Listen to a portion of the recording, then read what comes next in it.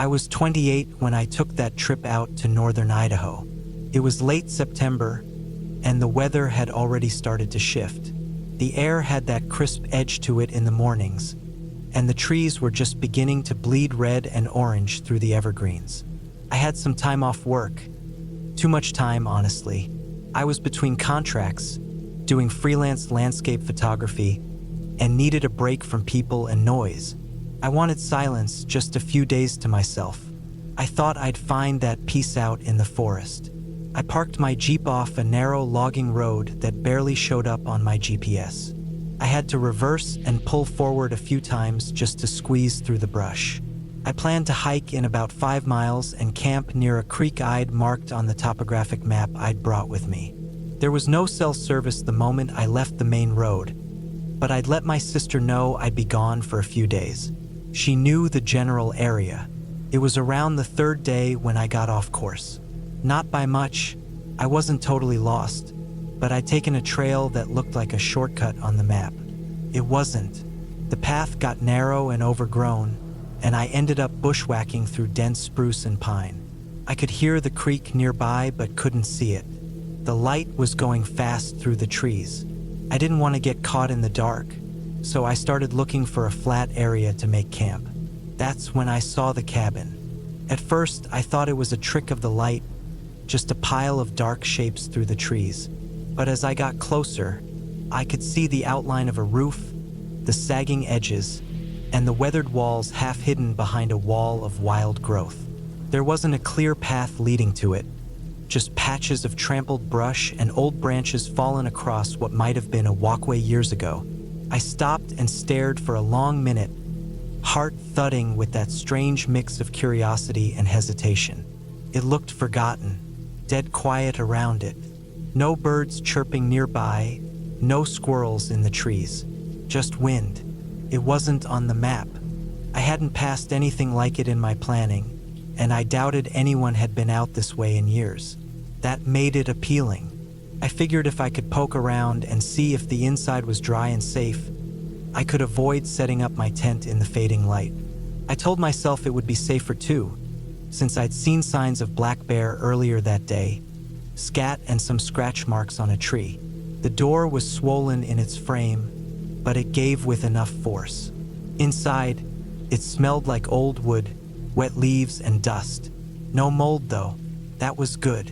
There was a stone fireplace, a collapsed table in the corner, and an old bed frame with a busted mattress against the back wall. It had obviously been empty for a long time, but not trashed. No graffiti, no signs of people coming in to party or squat, just left behind. I decided to sleep in the corner farthest from the door, laid out my sleeping bag on top of my foam pad, and set my gear down. I had my flashlight, my knife, bear spray, and a backup headlamp. The air inside was colder than outside, but it felt still and safe enough. I boiled some water just outside the door, ate a hot meal, then crawled inside and zipped up for the night. That first night was uneventful, just the wind. I woke up once when a branch hit the roof hard, but I went back to sleep. In the morning, I made some coffee and looked around the outside of the cabin in better light. It looked like it had been built a long time ago, maybe in the 50s or 60s. The wood siding was gray and dry, flaking in places. One of the windows was broken but boarded up from the inside. I found an old rusted axe buried under some pine needles around the back. There were cinder blocks forming what used to be a small garden bed. Somebody had lived here for a while. Maybe they used it for hunting. I spent the day nearby, took some pictures of the forest and the mountains, and marked the location of the cabin on my map by hand. I didn't go far. I had this odd feeling like I was being watched, but I kept brushing it off. Forests can feel like that sometimes. The silence presses in on you, makes you hear things that aren't really there. That second night, something changed. I was asleep, or almost asleep, when I heard a sound outside. First, it was soft. A crunch of something, maybe an animal stepping on leaves. I lay still, holding my breath, listening hard. Came again. Closer. Steady steps, slow, heavy. Not a deer. It wasn't the pattern of a four-legged animal. It sounded like a person walking carefully through brush, trying not to be heard. Only they were being heard.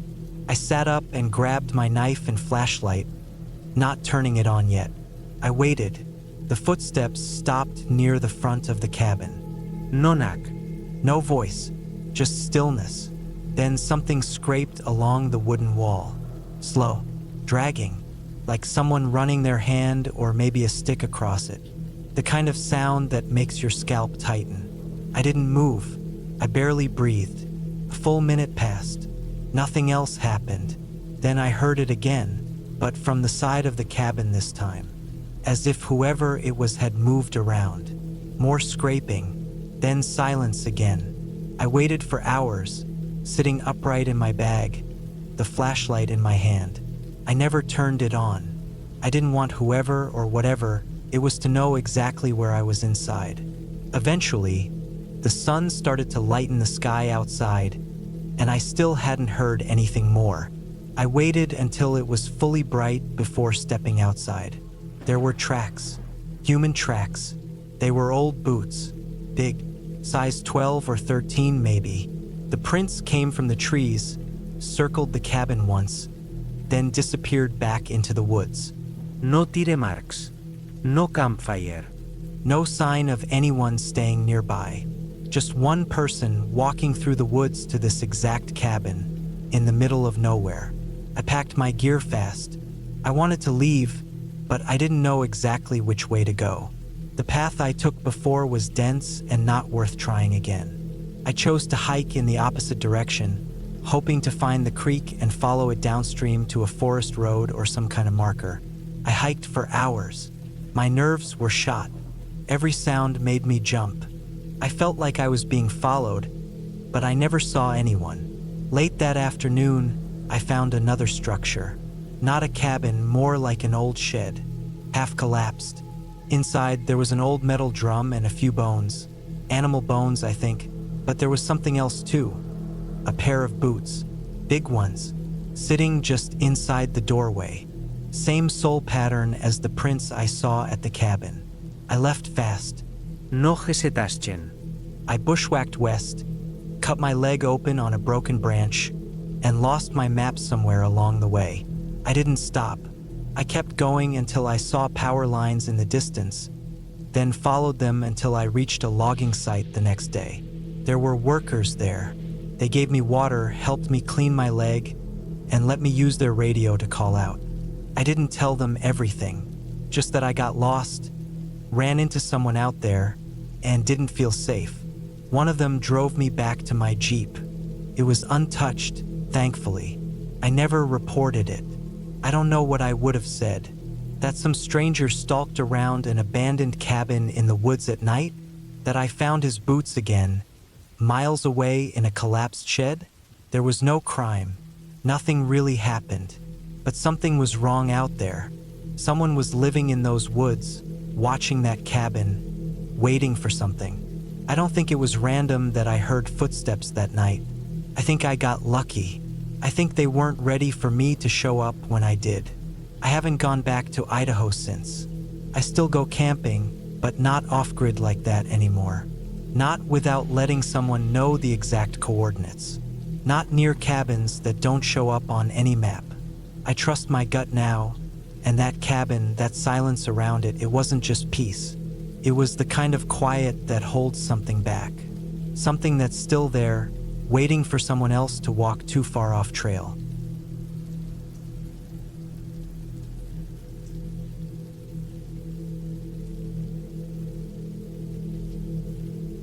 It was 2019 when I decided to take some time off and spend a few days alone in a cabin in northern Arizona. I had just turned 32 and felt burnt out from work. I was living in Tucson back then, working long hours at a mechanic shop. I had always liked being outdoors, and since it was early October, the weather up north was supposed to be cooler and good for hiking. I didn't want to stay in a lodge or a hotel. I wanted to be completely by myself, somewhere quiet, somewhere away from people. I found a small off-grid cabin listed on an old website. It wasn't on Airbnb or anything modern like that. The ad just said it had solar power, a rainwater collection system, and a wood stove. It looked like a plain wooden structure from the pictures. I emailed the guy who listed it, and after a bit of back and forth, he gave me directions. There wasn't even an address, just landmarks and coordinates. He said the nearest town was about 20 miles south, and the road leading to the cabin wasn't maintained. I drove up on a Thursday afternoon. The paved road eventually turned into gravel, then dirt, then just tire tracks cutting through a wide stretch of dry grass and pinyon trees.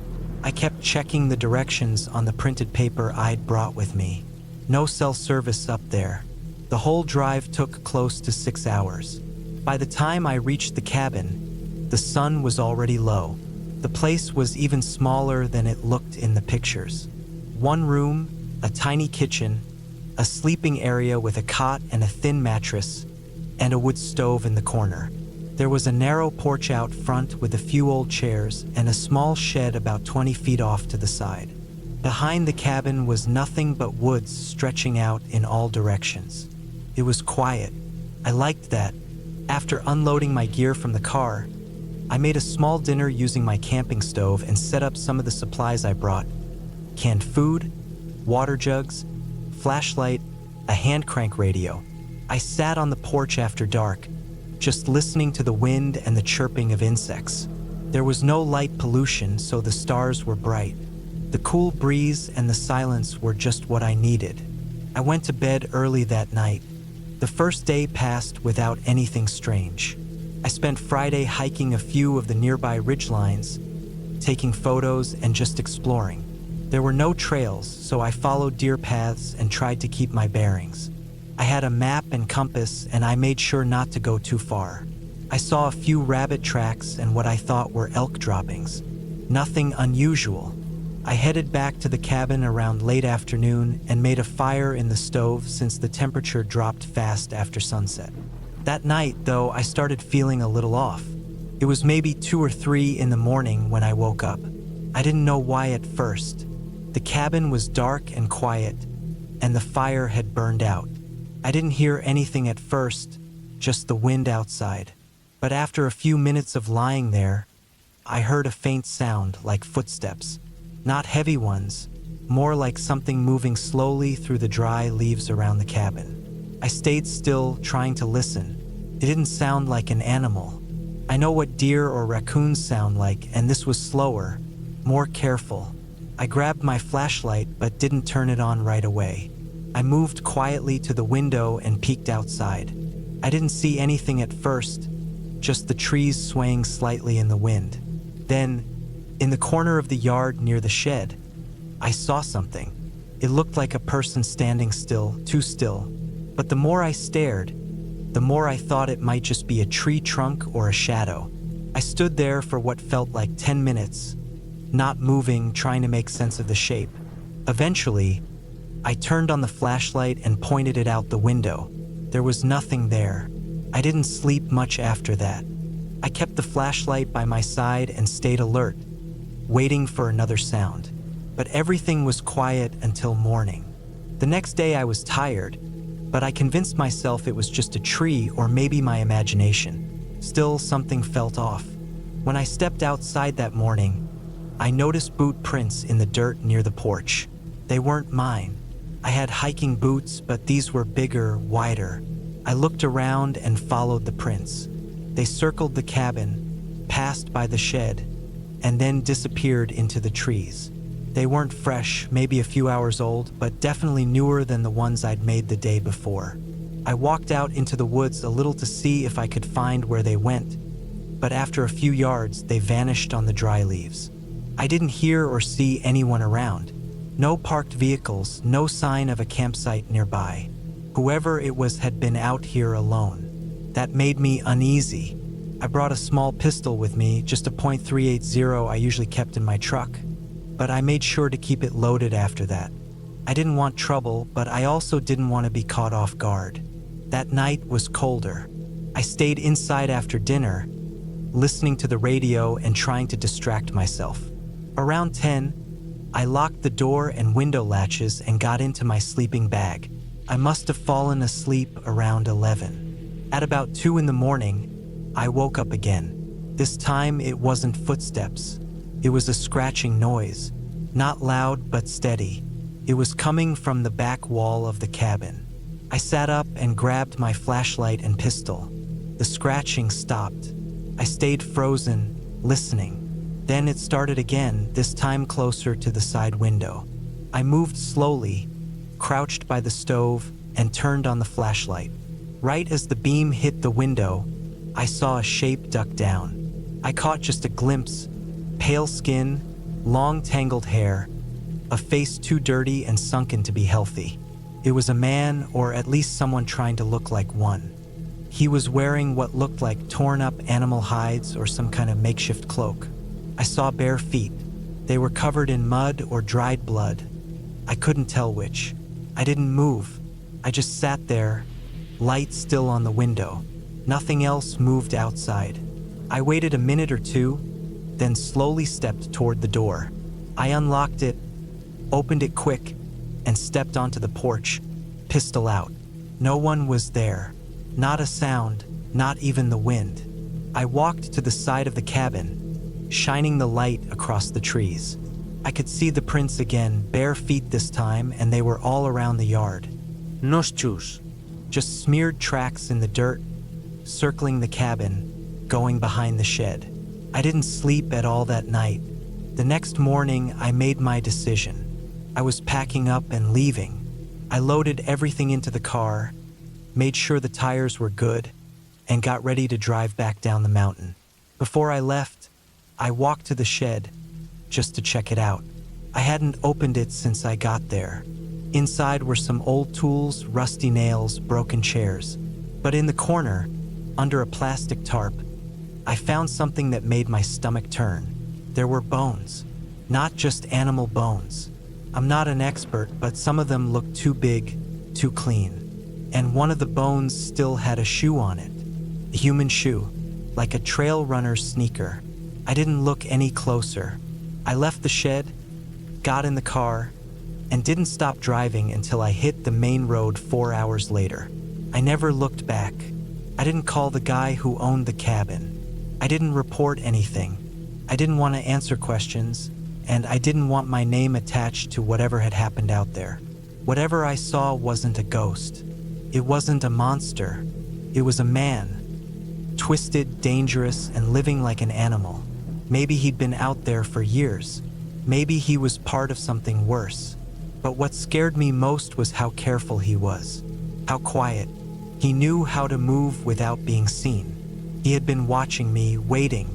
And if I had stayed one more night, I don't think I would have made it back. I've never gone back to northern Arizona. I still hike, but only on marked trails where there are people nearby. That cabin is probably still there. So is that man. And maybe he's still watching. Still waiting for the next person who wants to get away from everything.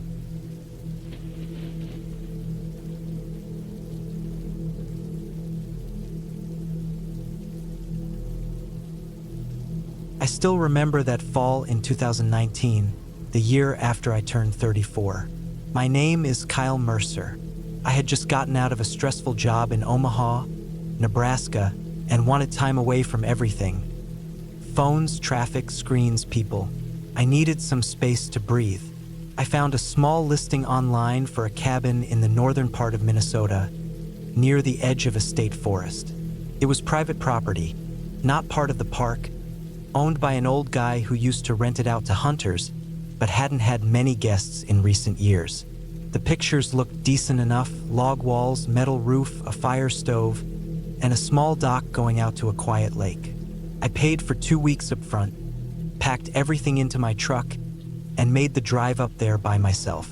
By the time I reached the place, it was already late afternoon. The trees were in full orange and yellow, the ground full of dry leaves that crunched under every step. The air smelled like pine and cold water. The nearest paved road was nearly 4 miles away. There was no cell service. The cabin was more run down than the pictures, but still livable. I unpacked, locked my gear inside, and just sat out by the dock for an hour, watching the water ripple under the wind. For the first time in months, I felt calm. The first few days went how I expected. I read books. I cooked my own food over the stove. I fished a little, though I never caught much. I walked the trails behind the cabin, sometimes going a few miles deep before looping back. I saw deer once and a fox another time. There were no people, not even signs of them. It was exactly what I needed. But around the 5th day, little things started to feel off. Nothing huge at first, just small things that I kept second-guessing. Like I was pretty sure I left my jacket on the hook by the door one evening, but found it folded over the back of a chair the next morning. Or how I always closed the door to the shed outside. Twice I found it open just a crack, even though I remembered latching it. I told myself I was probably tired, or just forgetting things in the quiet routine. I hadn't talked to another person in days, and the silence gets in your head after a while.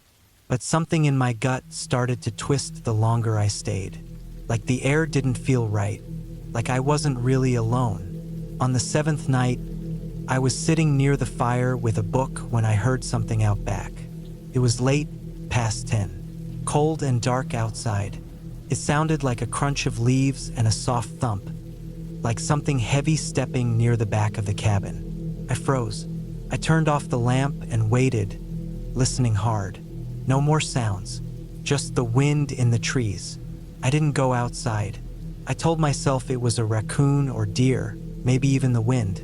But I slept with my hunting knife under the cot that night. The next day, I walked the perimeter. There were no tracks that I could make out clearly, but the dirt wasn't great for footprints. I found one mark near the back. Hard to say for sure, but it looked like a boot heel pressed into the soft mud under some wet leaves. Could have been old, could have been mine from earlier and I didn't remember. Still, it made me uneasy. That afternoon, I went deeper into the woods than usual, just to clear my head. I walked maybe 4 miles in a loop, following a deer trail that cut across a ridge.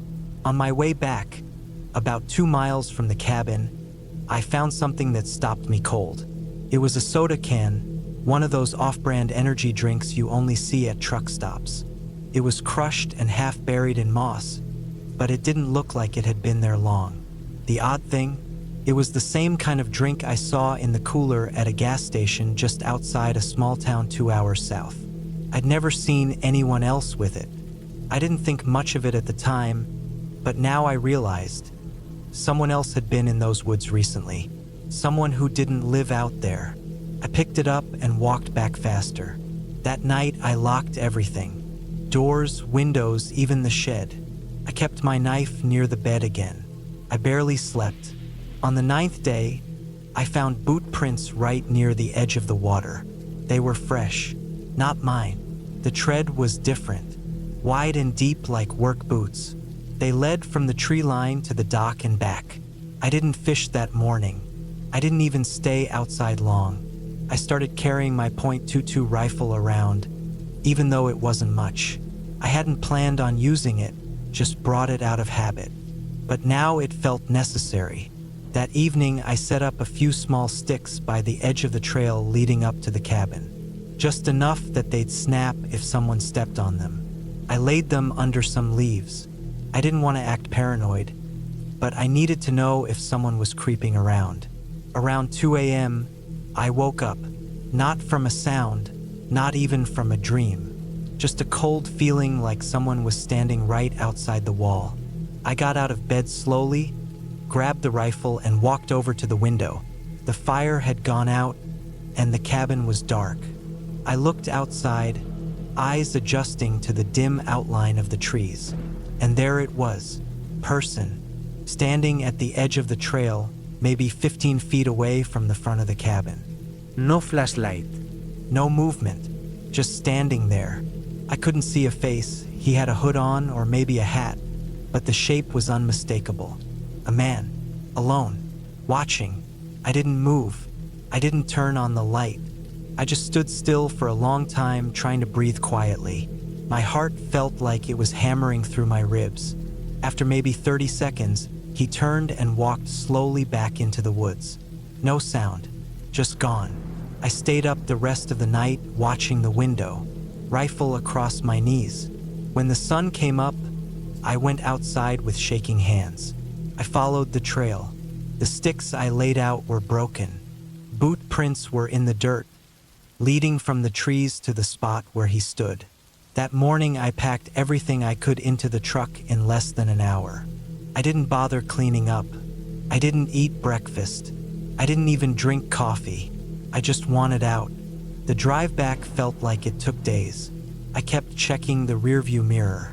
I didn't stop for gas until I was almost out. I slept in the truck at a Walmart parking lot that night. Even though I was so tired I could barely keep my eyes open. I never went back to that cabin. Never contacted the guy who rented it.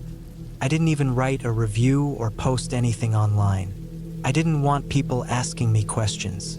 I still don't know who that man was. A hunter? A squatter? Someone who thought the cabin was empty?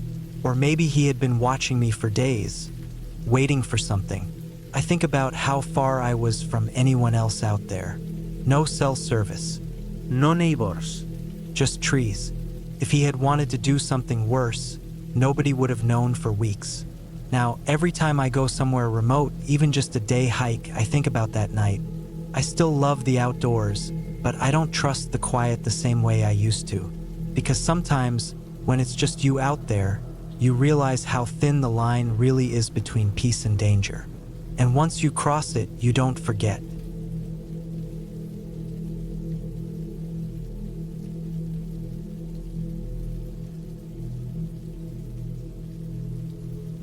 I was 34 years old when I took a trip out to a small countryside area in Virginia.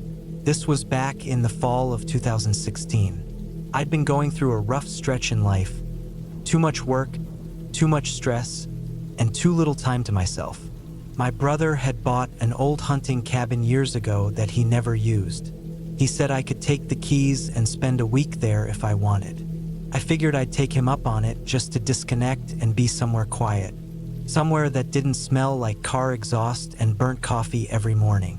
The cabin was in a quiet patch of woods about 45 minutes from the nearest gas station and an hour and a half from any real town. No neighbors nearby, just some empty barns and old farms, most of them abandoned. I loaded up my truck with supplies, canned food, bottled water, flashlight batteries, matches, the usual. I even brought my old .22 rifle just in case there were coyotes or raccoons snooping around. I didn't really think I'd need it, but I liked having it close when I was out in the middle of nowhere. I got there late in the afternoon. The sun was already low in the sky, stretching shadows across the gravel path that led to the front steps. The cabin wasn't much to look at. 2 rooms and a porch that creaked if you even looked at it. The paint had long since peeled off, and vines had started creeping up one side of the house. It smelled like old wood and damp socks inside. The windows were dirty but intact, and the old stove still worked. I unpacked, set up a little cot in the back room, and tried to settle in. That first night was calm. I made a fire in the stove, sat out on the porch with a beer, and listened to the wind move through the trees. I could hear an owl somewhere, and once or twice I thought I heard something rustling in the underbrush, but I didn't think much of it. Out in the country, things always sound louder than they really are. I slept pretty well, all things considered. It was the second night when things started to feel wrong. I had gone for a walk earlier that day just to explore the woods a bit. The trees were mostly bare by that point in the year, and the ground was littered with dead leaves. I walked maybe 2 miles in, following an old logging trail that curved up a small hill and then dropped down into a hollow. I didn't bring my phone with me since I had no signal anyway. I just wanted to clear my head. On the way back, I noticed something strange. A tree near the path had fresh marks on it. Not from an animal, more like someone had taken a knife or hatchet to the bark. There were 4 or 5 slashes, deep and sharp. I looked around but didn't see anything else. No footprints or broken branches. Still, it made me uneasy. I walked a little faster on the way back to the cabin. That night, after dinner, I sat out on the porch again. I had the lantern lit and a blanket around my shoulders. It got cold fast after sunset. I could hear the woods like before, wind, maybe some birds, branches clicking in the distance. But around 11 p.m., I thought I heard something else. It sounded like footsteps, not heavy ones, but definitely footsteps, crunching leaves, slow and steady, coming from the trees somewhere off to the left of the cabin. I froze and held my breath. They stopped for a while. I waited maybe 5 minutes, but I didn't hear anything else. So I went back inside and locked the door. The next morning, I walked over to where I thought the sound came from. The ground was covered in leaves, but I thought I saw some disturbed patches, like someone had stepped there recently. The leaves were scuffed in a way that didn't look natural, like they'd been moved by boots. I didn't know what to think. Maybe some hunter had wandered too close. Maybe a local kid messing around. But there were no tire tracks or other signs that someone had driven in, and the only road in was the one I came down. That afternoon, I didn't go far. I stayed close to the cabin, splitting wood and stacking it under the porch. I kept glancing toward the trees every few minutes. I didn't see anything out of place, but that feeling in my gut just wouldn't go away. That night, I kept the rifle close. I didn't sit on the porch. I stayed inside, lights off, just listening. Around midnight, I heard the sound again. Footsteps, this time slower, cautious, like someone was trying not to be heard. They circled the cabin once, I swear. The leaves gave them away. Then they stopped on the far side, near the back window. I waited, holding my breath in the dark. My heart was pounding so hard I thought it would give me away. After a while, I heard them retreat. Same soft steps, fading into the woods. The next morning, I found something near the back of the cabin. It was a strip of black cloth, caught on a nail sticking out from the wall.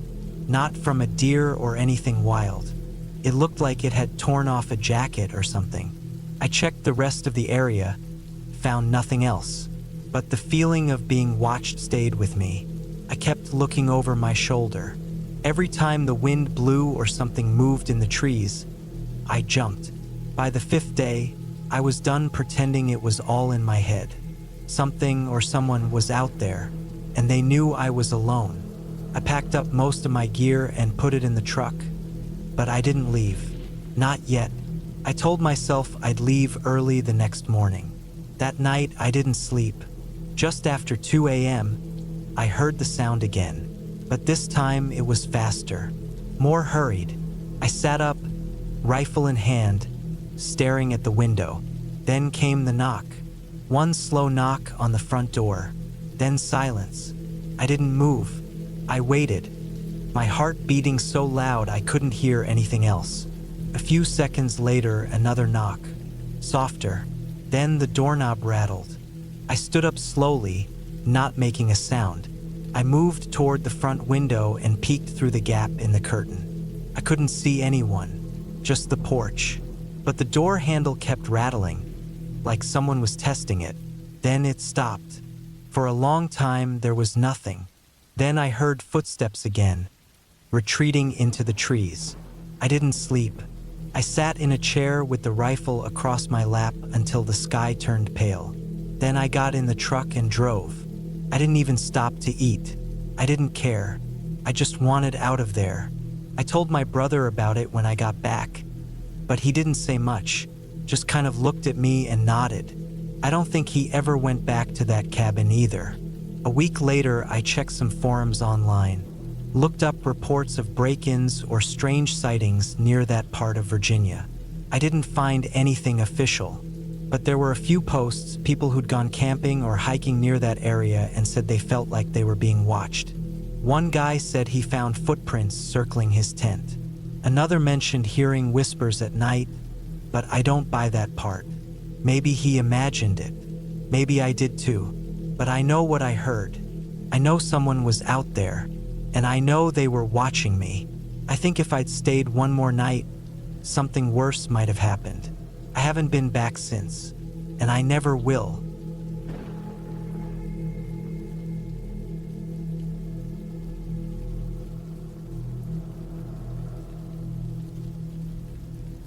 It was October of 2018, and I was working for a small construction supply company in Boise, Idaho.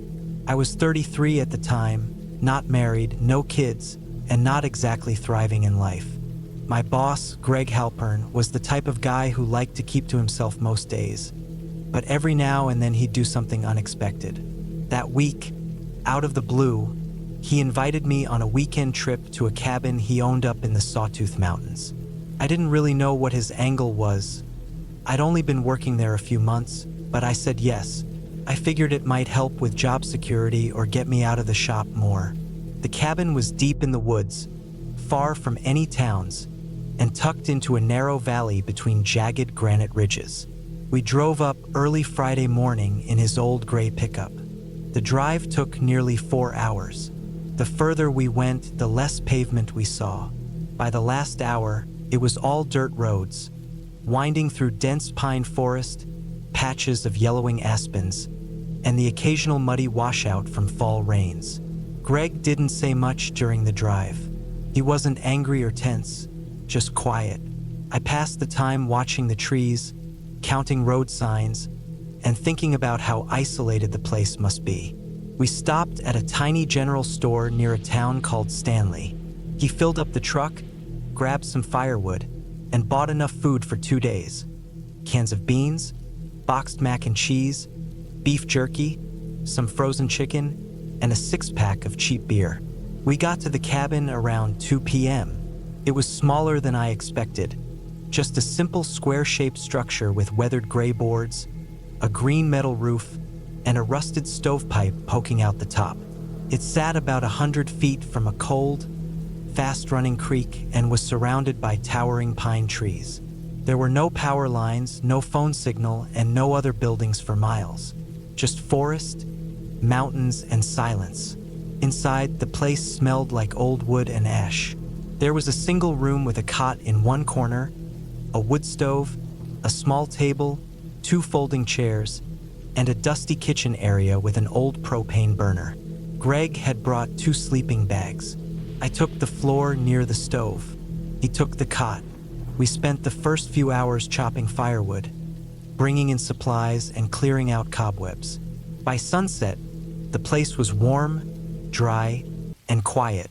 That first night, the rain started just after dark. Light at first, then heavier. I lay in my sleeping bag listening to it tap the roof.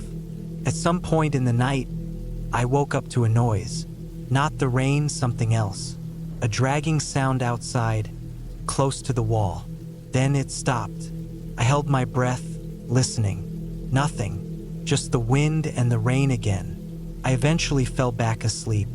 The next morning, I stepped outside and noticed something strange in the dirt near the cabin. Tracks. Not animal ones either. These were boot prints, large, deep, and fresh. They circled the cabin once, then disappeared into the woods behind it. I looked at Greg, but he didn't seem surprised. He just said we should keep the axe inside from now on. I didn't ask questions. That day was long. We hiked around a bit, gathered more kindling, and tried fishing in the creek, though we didn't catch anything. The rain came back that evening, heavier this time. Thunder cracked through the mountains, and the air turned cold. We sat by the fire inside, drinking a few beers, eating jerky and dry macaroni, not saying much. I noticed Greg kept glancing at the door. Every so often, he'd walk over and check the lock. Then he moved the axe next to his cot. Sometime after midnight, I woke up again. This time, the sound was clearer, footsteps on the porch.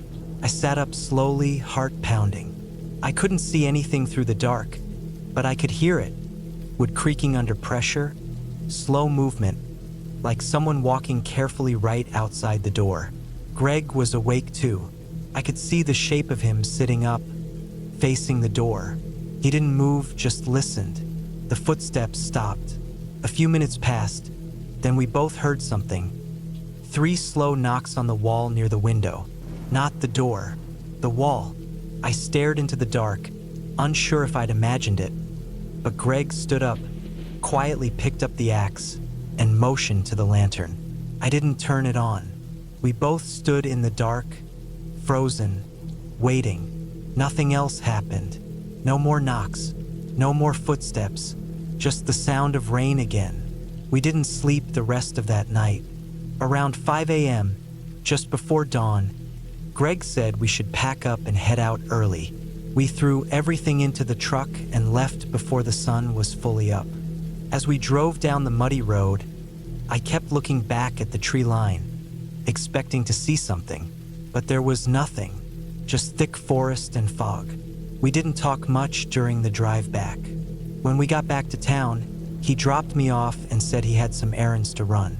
I nodded and went straight home. That might have been the end of it, but about a week later, something happened that still sticks in my mind. I was at work, loading metal siding onto a truck, when Greg pulled me aside. He said the cabin had been broken into. Someone had smashed the window, torn the place apart, and left a bunch of weird stuff behind. Animal bones, melted candles, and a pile of burnt clothes right in the center of the floor.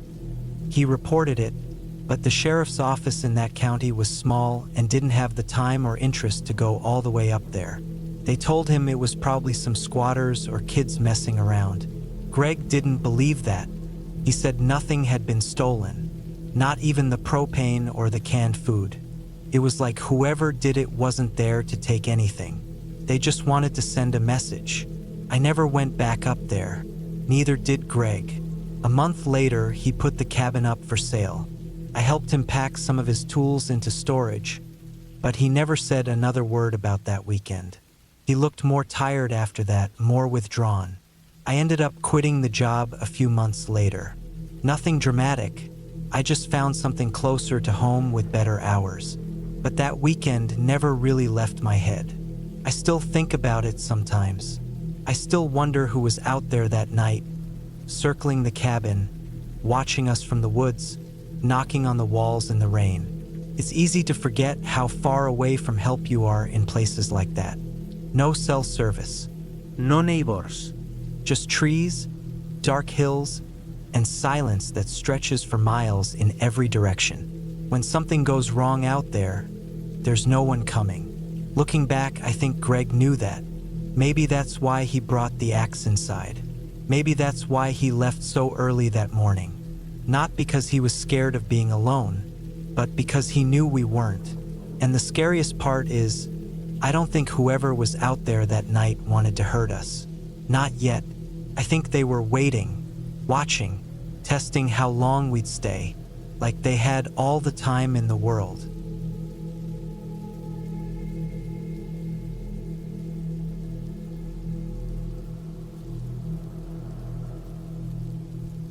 It was October 2021 when I took a break from work and went to spend a week alone in a small hunting cabin in the hills near Crooked Pine, Arkansas. I was 41 back then, and things had started to feel heavier than usual mentally.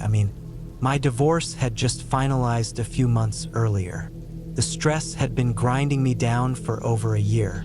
I was still living in the same house we bought together, still seeing her car model everywhere I drove, still sleeping in the same bedroom we shared. I just needed space. Space to think, breathe, and be left alone. A guy I used to work with had told me about this old place his uncle owned up near the border of the national forest. Said nobody used it anymore. He let me borrow the keys. It wasn't the kind of cabin you'd find on Airbnb. This one sat down a dirt trail behind a rusted-out chain gate about 3 miles off a quiet, cracked highway. No electricity, no phone signal. The only heat came from a wood stove that stank like soot when you opened it. There were 3 rooms total, an open kitchen and living area, a bathroom with no working toilet, just a bucket with a lid, and a small bedroom with a thin mattress on a squeaky old frame. I brought in all my own supplies: food, water, a lantern, batteries, 2 old wool blankets, a propane heater, a small hatchet, and my 9mm in case of animals. The first day was fine, quiet, cold. I chopped some wood from a pile stacked under the eaves, checked for leaks, aired out the bedroom. At night, I listened to the wind knock dry branches across the roof. It was eerie, but not scary, just a little unfamiliar. On the second day, I hiked about 2 miles uphill behind the cabin and found an old rusted deer stand, long forgotten. On the way back, I found a trail, overgrown but obviously man-made. It looked like it hadn't been used in years. Some of the stones were still lined up along the sides, and the brush had been cut in places. It made me curious. I marked the spot on a piece of paper and decided to come back the next morning. That third day, I packed water, jerky, a flashlight, and my pistol and followed the trail. The ground was damp with dead leaves, and the air smelled like mold and sap. About a mile in, I found what looked like an old garden bed, sunken and wild now. A little further and I came across a clearing with the collapsed remains of another cabin, just the lower half of a stone fireplace still standing. I guess someone else must have built out here once, maybe a long time ago. There was something unsettling about it. Not scary, but odd. There were no cans, no glass, no trash. Like no one had ever lived there, but clearly someone had. I stood there a long time before heading back. That night I couldn't sleep. Felt like I was being watched. I told myself it was just the silence playing tricks. My brain not used to it after so many years of city noise. But still, I kept waking up every hour, listening. The heater hissed beside the bed. I kept my pistol on the crate next to me. The next day, I tried to forget about it. Chopped more wood. Cleaned some of the dried mud off the floor near the entryway. Around dusk, I walked behind the cabin to pee and saw boot prints in the soft dirt. Not mine. I was sure of that. Too deep, too wide. I'd been wearing my trail runners the entire time. These were clearly thick-soled work boots, like someone walking in steel toes. They led in from the woods behind the cabin and stopped about 20 feet from the back wall, then turned back around. I circled the cabin twice with my pistol drawn. Nothing. No tracks leading off the front or down the trail. Whoever it was came in from the forest and left the same way. I couldn't explain it. The ground was soft from the rain 2 nights earlier, so the prints were fresh. Maybe just a hunter passing through. But that close to the cabin? Why stop there?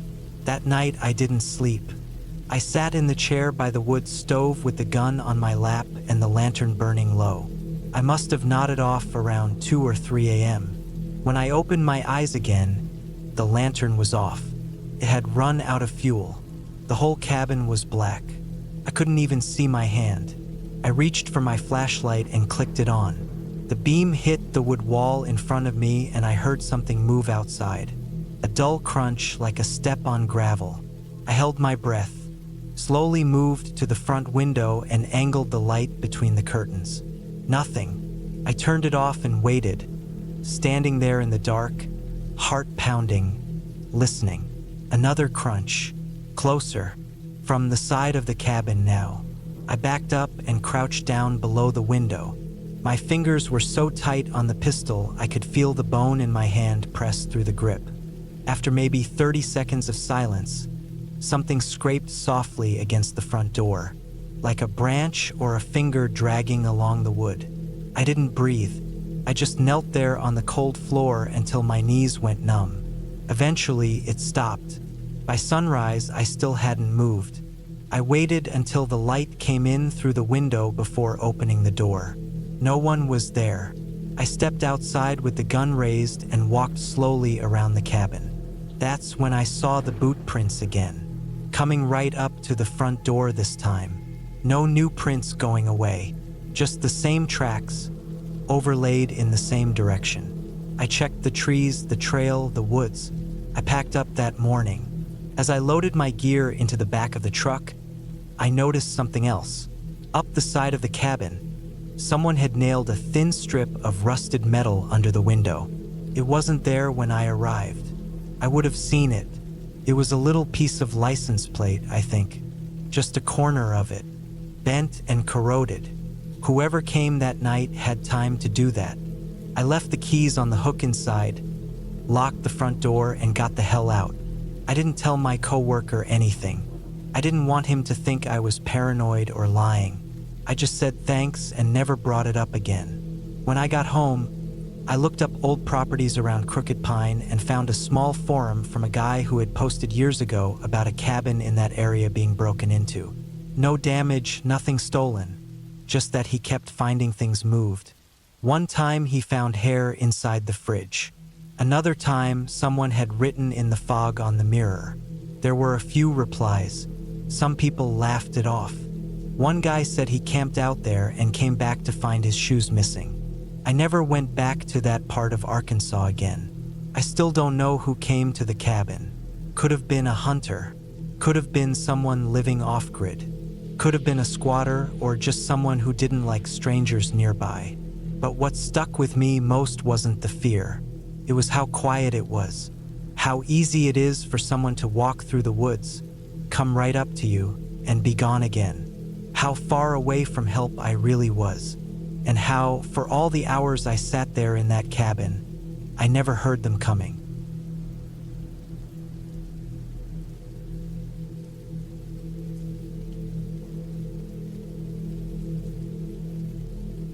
It was the fall of 2016 when I got transferred to a remote ranger station deep in the Kootenai National Forest in Montana. I was 34 then, working with the Forest Service for almost 10 years. I had spent time in Wyoming and Idaho before, but this new post felt like it was out there even by my standards. It was about 4 hours from the nearest town, Libby, and the last hour was on a dirt road that twisted through tall pines and sharp switchbacks with no guardrails. The station I was assigned to was a single cabin that sat near a clearing by a slow-moving river. It wasn't one of those cozy mountain cabins people picture. It was small, boxy, and built like a utility shed with a sloped tin roof, a propane tank out back, and a wooden porch that creaked every time I stepped on it. Inside, there was one cot, a desk, a wall radio, and shelves stacked with supplies. Most of them expired. The walls were bare plywood, and when the wind picked up, the whole place whistled like it was haunted, even though I don't believe in that sort of thing. My job out there was mostly routine. Check trail conditions, monitor wildlife cameras, record fire risk levels, and report anything unusual. Because it was the off-season, I rarely saw any hikers or campers. Sometimes days would go by without seeing another person, which didn't bother me. I liked the quiet, at least at first. One evening in late October, I went out to check one of the game cameras about 5 miles northeast of the cabin. It was a cold, gray day. The kind where it smells like snow but nothing falls. The trail leading up to the camera was muddy and had fresh elk tracks, which was normal. I reached the camera, opened the case, and pulled out the SD card to check back at the station. I kept a little notepad in my pocket and jotted down the time and date. On the way back, I noticed something strange. Just off the trail, maybe 30 yards into the trees, I saw what looked like an old campsite. I wouldn't have noticed it if not for the wind blowing a torn corner of a blue tarp. I veered off the trail and got closer. There were rusted cans scattered around, a small fire ring with some charred wood, and what looked like a sleeping bag balled up near a tree, half buried in pine needles. At first I figured it was an old hunter's spot, maybe abandoned a year or two ago, but the fire ring looked too clean, and the sleeping bag didn't have mold or frost on it. I nudged it with my boot and it crinkled like it had been used recently.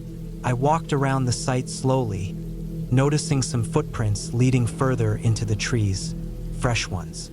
They weren't deep like hiking boots would leave in mud, but I could tell they were there.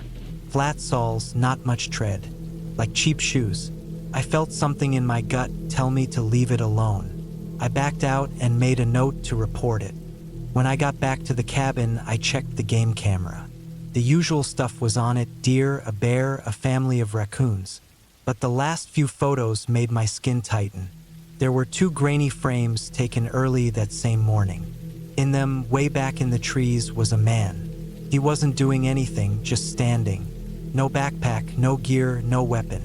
Just a man in what looked like jeans and a dark hoodie, standing with his head down. I stared at the photos for a long time. I zoomed in until the pixels blurred. His hands were at his sides, and the posture didn't look right. It was like he didn't know the camera was there, but also didn't care. Most people, when caught on trail cams, are either moving or looking toward the lens by accident. This guy was just still, like he was waiting. I marked it in the log and radioed in a soft report. Didn't want to stir up something unless I was sure. The response was quick but indifferent. "Log it and keep eyes out," was all they said. I didn't sleep well that night. Every gust of wind made me sit up and listen. The trees outside the window seemed closer somehow, like they were leaning in. The next morning, I hiked back to the same area. The campsite was still there, untouched. I followed the footprints deeper into the trees. After about 200 yards, they disappeared into rock and brush. But I did find something else, an old metal hunting stand attached to a dead tree. It was rusted through and looked like it hadn't been used in years. But near the base, hidden under some leaves, was a pile of bones. Not animal bones. Too small for that, and too clean. Maybe a hand's worth, 3 fingers, a partial wrist. I'm not a forensic expert, but I knew enough to recognize that it wasn't right. I took photos, bagged what I could, and hiked back. That night, I locked the door. I never locked it before, but this time I slid the bolt and jammed a chair under the handle. I left the propane heater off and kept my flashlight close. Around 2 a.m., I heard something out back, just a scrape. Not loud, just enough to snap me awake. I sat up, heart racing. I didn't move for a minute. Then I heard it again, scrape, then a soft thump. I got up, took the flashlight, and went to the back window. I peeked through the edge of the curtain. There was a figure standing near the propane tank. No light, no sound, just standing. I couldn't see a face, just the shape, thin, maybe 6 feet tall. The person moved slightly, like they were examining the tank or the siding of the cabin. Then they turned and walked slowly toward the treeline. I didn't go outside. I stayed awake till sunrise, holding the flare gun in one hand, radio in the other. The next day, I hiked to the access road and drove to the nearest station, 2 hours south. I filed a full report. When I mentioned the bones, they took it more seriously. A search team went back up with me the following day. The bones were collected, and they found another partial campsite deeper in the woods, this one even more recent. Still warm ashes in the fire pit, but no person. Over the next few weeks, search efforts turned up nothing. No signs of a man, no ID, no gear. The bones were confirmed to be human, but too old for a quick ID. They guessed they were at least 5 to 7 years old. I was pulled from that post after that. They said it was for safety reasons, but I could tell they didn't want more attention on the area. It never made the news. Nothing ever does in those kinds of places. I still think about that figure by the propane tank. The way he moved like he belonged there, like he had been there for a long time and I was the intruder. I don't go deep into the woods alone anymore. Not because of bears or storms, but because sometimes people live out there, off the grid, off the record. And they're not lost. They don't want help. They're exactly where they want to be. And sometimes they're watching, waiting, just outside the light.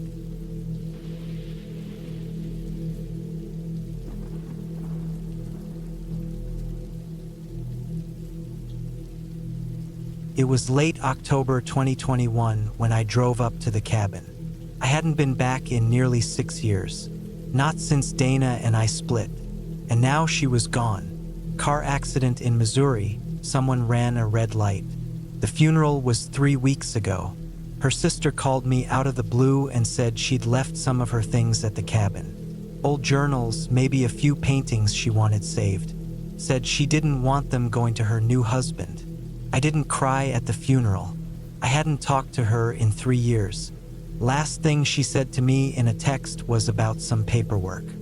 I figured that was that, but something about the idea of her things being out there in the woods, locked inside that place we used to run away to, it made me feel something I hadn't felt in years. Maybe guilt, maybe something else I couldn't name. The drive out to the Arkansas woods was longer than I remembered. Trees still thick, 2-lane roads winding and cracked, cell service gone for the last 20 miles. The last gas station I passed was boarded up. A torn sign still hung above the empty pumps. It started to rain a little as I took the last dirt road up the hill. I could hear the gravel ping under the truck like popcorn. Trees leaned in overhead and the sky got darker even though it was still only 3 in the afternoon. The cabin was still standing. The tin roof looked rustier than I remembered. A few of the boards around the porch had started to bow, but the place was still solid. Padlock hung on the front door, just like always. I had the key. It had been sitting in my desk drawer since 2015. I never threw it out, though I thought about it plenty. When I stepped inside, the first thing that hit me was the smell. Dust, old fabric, maybe something rotting faintly in the walls. I flipped the breaker switch by the door. The lights came on after a second. A low buzz from one of the ceiling bulbs. The living room looked frozen in time. Same blue plaid couch. Same chipped coffee table. A few water stains on the ceiling, but otherwise it was like stepping back 10 years. I walked through slowly. Every step I took kicked up more memories than dust. That creak in the hallway. She used to joke about it being the ghost step. The closet door in the bedroom still stuck halfway open, just like always. There was a folded blanket on the bed. I don't know who would have done that. Maybe she came back here without me once or twice. Maybe she stayed over. The thought made my chest feel tight. In the back room where she used to paint, I found the boxes her sister told me about. One of them was filled with canvas scraps and sketchbooks. Another had old photos, envelopes, receipts from places we ate, tickets from a zoo in Tulsa. I didn't even remember going there. I sat down on the floor and started flipping through a notebook. Most of it was scribbles, shapes and notes, but then I saw a line that made me stop. It just said, asterisk. He doesn't know I still come here sometimes. Asterisk. I stared at that for a long time. Maybe she wrote it to herself. Maybe it was about someone else. But I couldn't get past the feeling that this cabin had lived a whole other life without me after we divorced. It started to rain harder outside. I looked out the front window and saw the truck was soaked. The trees swayed in the wind. I didn't feel like driving back in that mess. I had brought a thermos, a sandwich, and some water. I figured I'd spend the night, maybe leave first thing. I lit the old propane heater in the corner and bundled up under the blanket from the bed. I left the light on in the hall, just a sliver coming through the cracked door. I thought I'd sleep fine, but I didn't. Around midnight, I heard something. Not just rain, not wind either. I know the sounds of the woods. This wasn't a branch breaking or some raccoon on the roof. It was footsteps, slow ones, like someone trying not to be heard. I didn't move for a while, just lay there holding my breath. Then I heard it again. Closer this time, right outside the cabin wall. I sat up, pulled my jacket on, and stepped barefoot onto the cold floor. I didn't have a gun with me, left it back home in Kansas. Dumb move. I walked to the front door and stood still, listening. The steps had stopped. I reached slowly for the knob. I didn't open it. Something about the silence felt wrong. Like the person, or whatever it was still out there, standing just outside the porch. Maybe waiting. I backed away, heart pounding. I locked the door and checked the windows. That's when I saw it. A figure down by the tree line. Could have been a man. Could have been a woman. Could have been someone wearing a rain jacket or something darker. The rain blurred the shape, but it was clear enough. They were facing the cabin, just standing there. No flashlight, no phone, just staring. I stayed away from the windows after that. I turned off the heater, killed the hallway light, and sat in the dark by the kitchen table with a pocket knife I found in a drawer. My breath felt loud. Every sound outside was louder. Rain on the roof, dripping from the eaves. A soft rustle of branches. I thought maybe the figure would leave. They didn't. Every time I peeked out, they were still there, standing motionless at the tree line. At one point, I swear they stepped forward a little, just a few feet, then nothing. I stayed up the entire night, watching, not blinking too long. At some point around 4 in the morning, I couldn't see them anymore. I don't know if they left or just moved out of sight.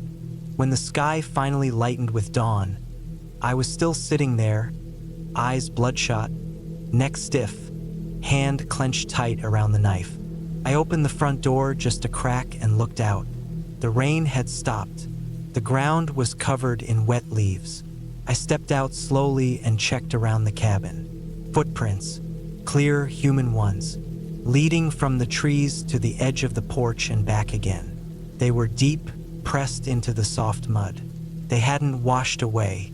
Whatever or whoever stood there, they were close.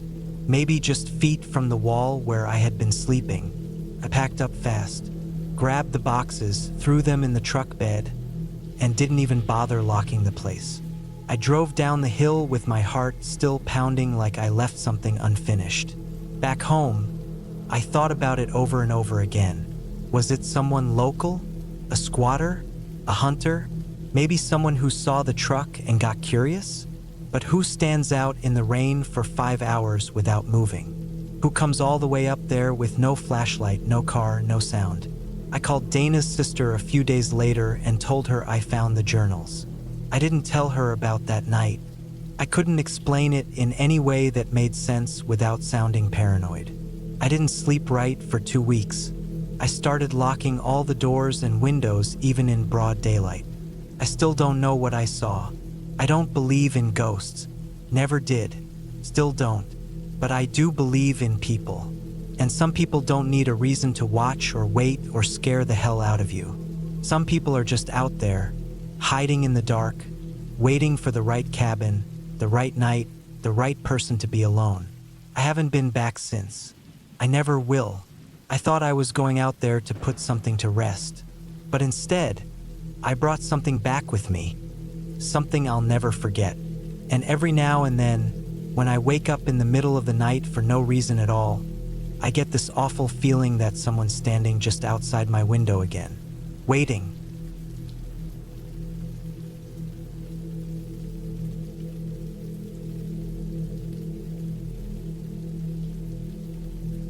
It was the summer of 2012 when I finally decided to take a break from everything and disappear into the woods for a while. I had just turned 32. And after years of working long hours as a concrete finisher in Oklahoma City, my body and mind were worn out. I didn't want to travel or see anyone. I didn't want to scroll my phone or sit in a bar. I just wanted quiet, hard work, and space to think. So I packed up my truck with what I needed: tools, a few tarps, nails, food, a small propane stove, and enough coffee to last weeks.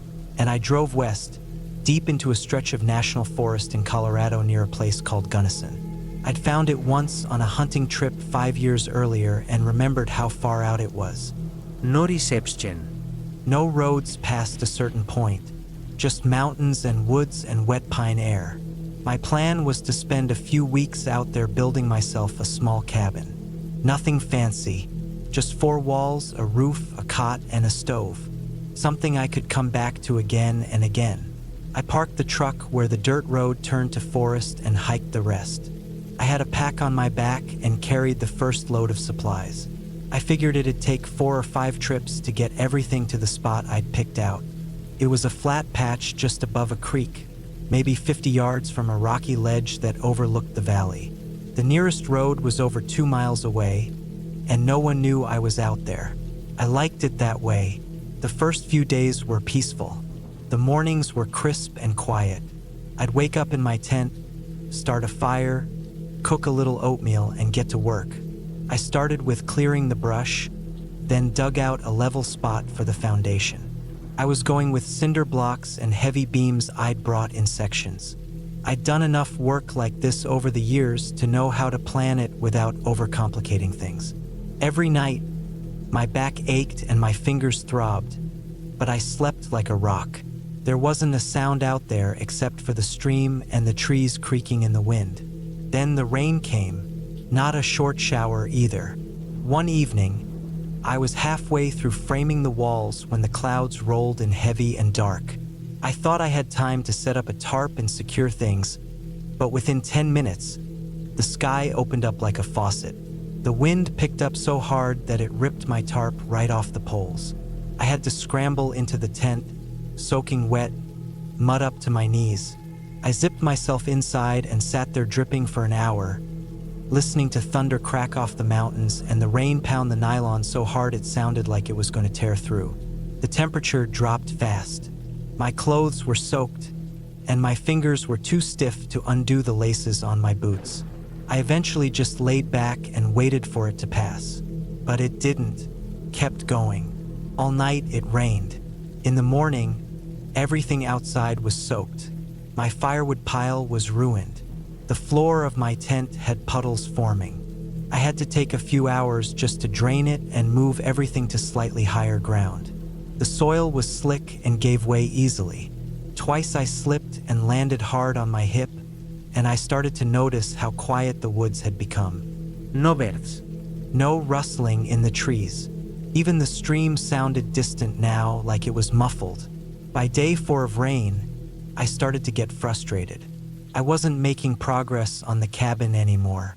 The wood I'd started framing with had begun to warp from the wet. My hands were raw, and 2 of my fingers had small cuts that weren't healing well in the damp. My propane stove ran out, and I had to switch to cooking over wet sticks, which didn't work half the time. I was mostly living off protein bars and instant coffee made with rainwater I'd boiled. My sleeping bag was never fully dry anymore. The tent stank like mildew and wet socks. I kept telling myself it was just a few days and it would pass. But it didn't. It just kept raining. Then things got worse. One night, after a long day of trying to work between breaks in the rain, I was laying in my tent, dead tired. It was dark, almost pitch black except for when lightning lit up the inside. I remember lying there, eyes closed, when I heard something crunch outside. It wasn't branches falling or rain hitting leaves. It was steady, slow footsteps, wet ground, heavy steps. Not an animal. I know the difference. Sounded like boots. I stayed still.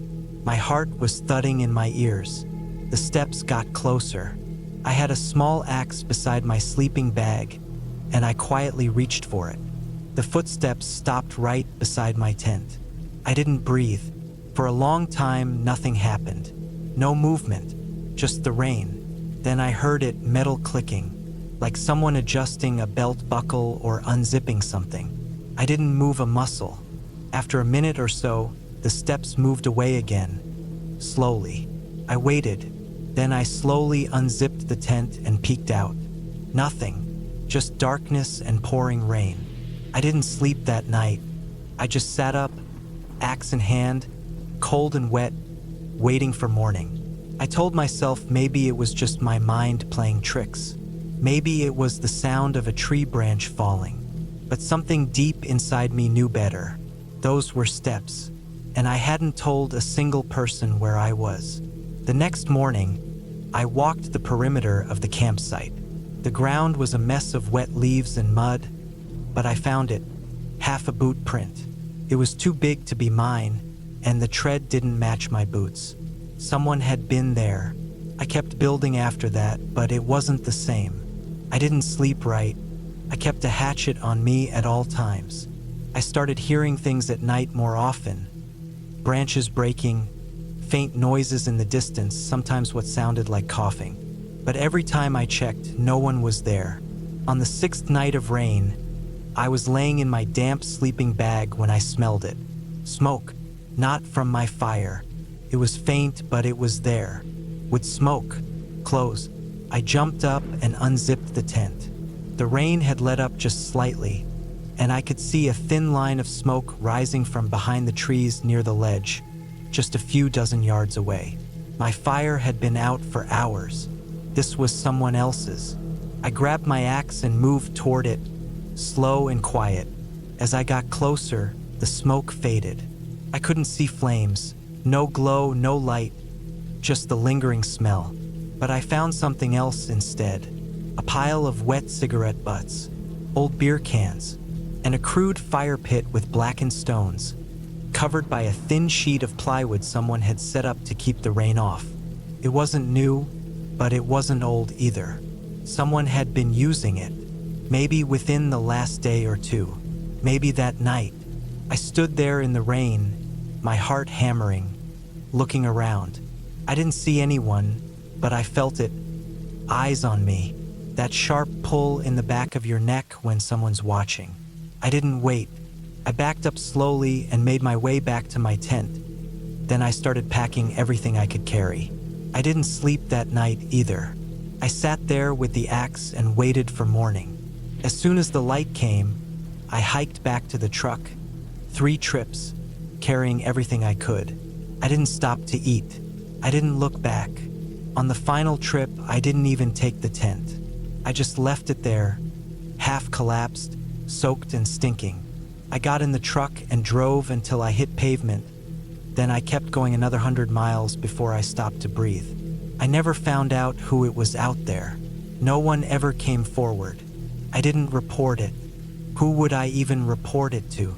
I didn't see a face, didn't have a name, just boot prints, cigarette butts, and the feeling of being hunted. That was enough.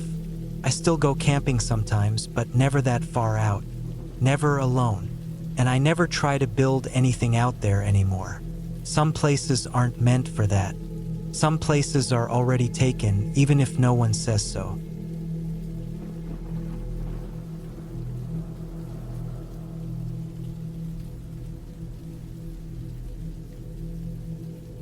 It was October of 2019, and I was 34 at the time. I'd been working construction in Fort Collins, Colorado, and I'd finally taken a full week off for a hunting trip I'd been thinking about for years. The idea was simple: drive out alone to a small old cabin my uncle used to own up in the Route National Forest, not far from Steamboat Springs. It hadn't been used in at least a decade, but it was still on family land, and I figured I could patch up whatever I needed just to stay warm and dry for a few nights. I brought my gear, a rifle, and some supplies for the week. I didn't plan on seeing anyone. That was part of the appeal. The cabin was about 3 miles off the nearest dirt road. You had to park in a small gravel clearing, cross a shallow creek, then hike your way through a winding trail past thick pine groves and scattered boulders. Took me about an hour with the pack on.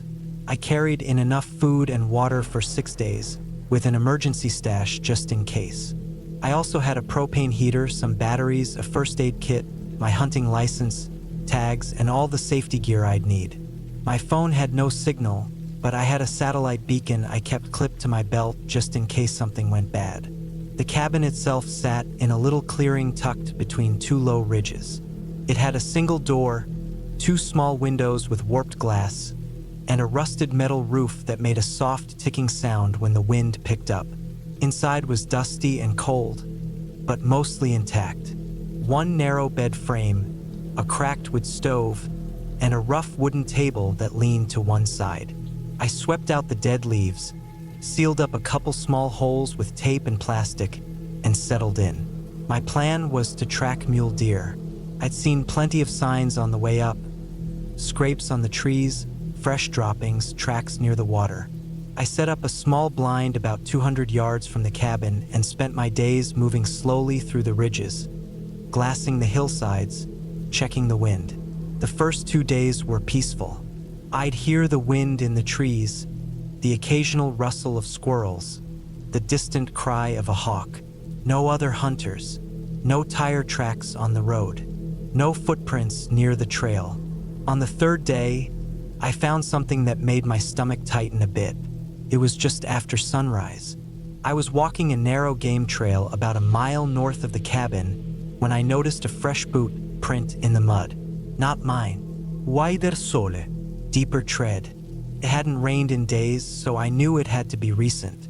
I crouched down, checked the edges. Still sharp. Someone had come through in the last few hours. That in itself wasn't that strange. This was public forest after all. But what bothered me was the direction. The boot prints weren't headed out toward the road. They were coming from it. And then they doubled back like the person had stopped, turned, and gone back the way they came. No sign of animal prints nearby. Just one person walking in, stopping, and walking out. I didn't see anyone the rest of the day, but I kept checking over my shoulder more than usual. I stayed closer to the cabin that night, made sure to lock the door and keep my rifle next to the bed. The next morning, I woke up to a sound that I couldn't place right away. It was a soft clink, metallic. I lay still and listened. Came again, then silence.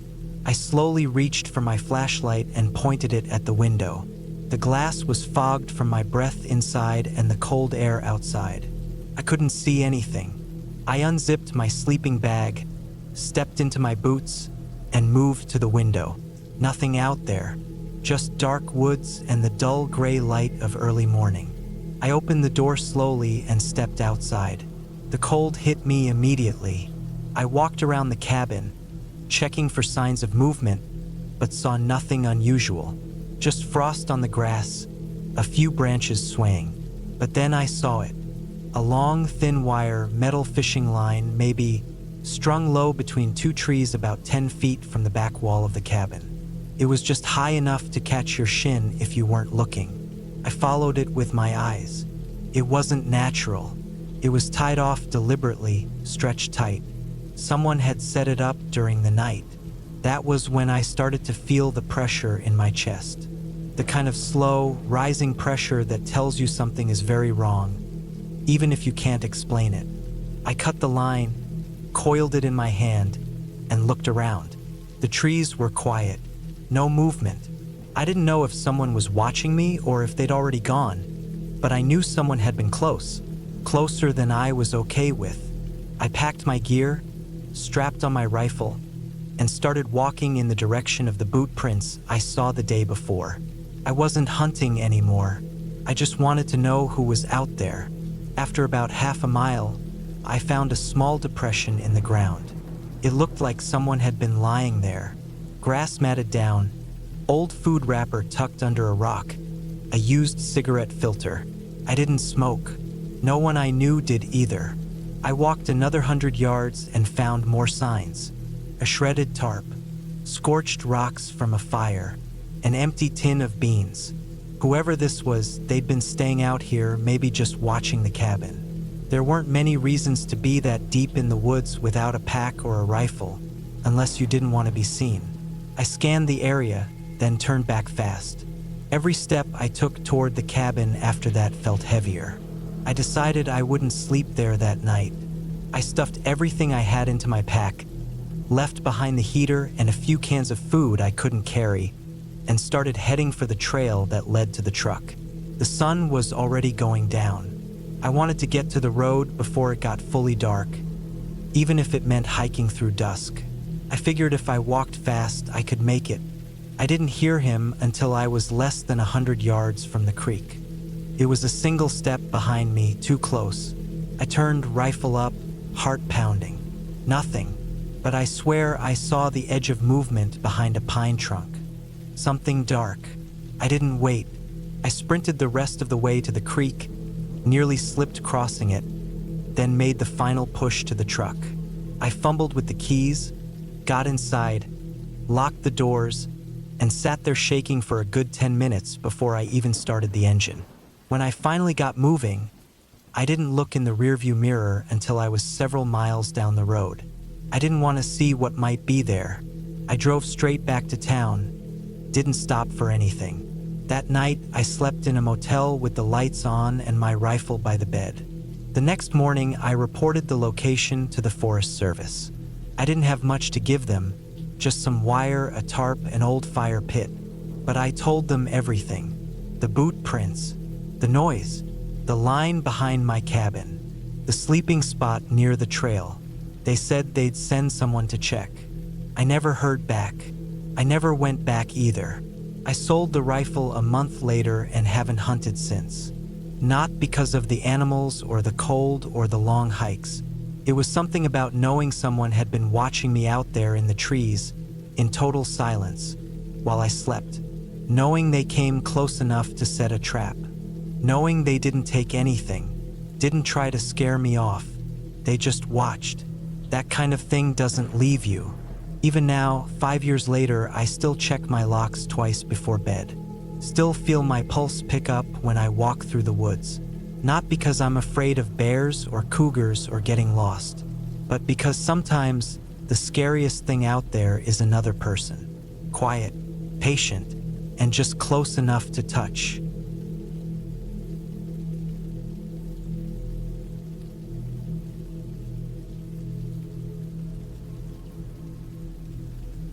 I was 29 when I stayed in that cabin. It was the summer of 2017. I'd been working nonstop for years in Manchester.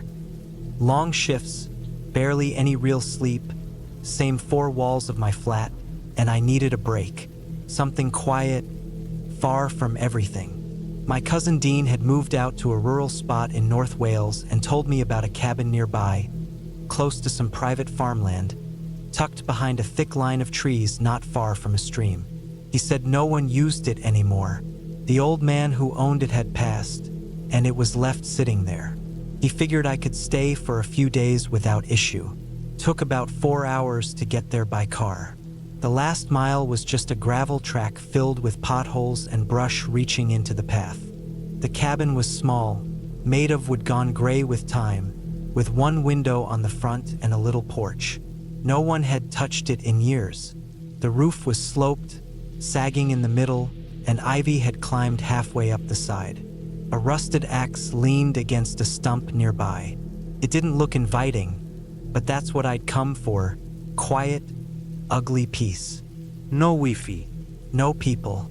No noise. Inside it was musty. Dust floated in every shaft of sunlight that came through the one small window. There was a wood stove in one corner, a cot pushed against the far wall, and a little folding table with 2 chairs. A mouse had chewed up most of the cushion on the cot, so I laid my sleeping bag on the floor. I'd brought a cooler, dry food, a folding chair, and a big water container. I didn't expect to see a single soul all week. The first night was just silence. Real silence, not city silence. No engines. No traffic. No phones buzzing. Just the occasional crack of a branch somewhere far off, and once, the faint trickle of water from the stream. I sat outside for a while before bed, just watching the sky get dark and the trees shift gently in the wind. Around 10, I crawled into my bag and fell asleep. The second day, I walked the woods. I followed the stream a while, marked trees with strips of cloth just so I wouldn't lose my way back. The land was hilly and thick with brush in some parts, more open in others. I didn't see much animal life besides a few squirrels and birds. No deer, no foxes. I did see some older fence posts deeper in the woods, half buried in the moss, probably old property lines. That night, something woke me around 2:30 a.m. It wasn't loud, just off, like when your body knows something isn't right before your brain catches up. I opened my eyes in the dark and laid there, holding my breath. There was a sound outside, a single crunch, then nothing. I waited, another crunch, slower this time, not like a squirrel or rabbit, something heavier, deliberate. I stayed still. I didn't sit up. I just listened. Another step, then silence again. Whatever it was near the front porch. I had my car keys in my boot tucked beside my sleeping bag, but the car was a solid 70 yards back up the track, and I didn't want to risk making noise. After about 15 minutes, there was nothing more. Eventually, I fell back asleep, telling myself it was just a deer, maybe a fox. The next morning, I stepped outside and looked around. There were footprints, not boot prints, not shoes, just soft depressions in the dirt like someone barefoot had walked around. They weren't very deep, but they circled the front of the cabin, moved toward the left side, and disappeared into the grass. I didn't know what to think. Could have been from earlier. Rain had fallen the night before, and I hadn't checked that spot yet. Still, I walked a wide loop through the woods again, just to clear my head. When I came back around late afternoon, I noticed something strange. One of my cloth markers was gone. I was sure I'd tied it to a low branch about eye level. It wasn't windy, and I tied it in a tight double knot. But it was gone. The others were still where I left them. That night, I set up my folding chair on the porch and kept a small camp lantern on the table next to me. I stayed up until past midnight, listening, scanning the woods. Nothing. Around 1:30, I finally crawled into the bag, leaving the lantern burning low just inside the window. I thought maybe I was just getting paranoid. Maybe some hiker had wandered by. I woke again just after 3. My eyes opened to pitch dark. Lantern was out. That was the first thing I noticed. I'd left it on low, but now it was off completely. Second thing was a soft knock. Not a knock like someone asking to come in. Just a light tap against the wall around the back of the cabin. Then silence. Then another lower down. I didn't move. I lay frozen, heart pounding. Then I heard shuffling. Someone was walking slowly along the side of the cabin. Not fast, not loud, just shifting steps, brushing against the wood. Circled slowly, paused, then moved again. I clenched my fists so hard my knuckles popped. I didn't have a weapon, not even a knife near me. I just stayed still and stared at the window. It didn't stop for nearly an hour. At sunrise, I opened the door and stepped outside. There were more prints. Bore. Muddy. This time, one was pressed against the porch step like someone had crouched there. And my folding chair was moved, just slightly, turned inward a few inches. That's when I noticed something else. A bit of the window frame had a small chip missing, right near the edge, like someone had tapped it with something hard. That was it for me. I started packing.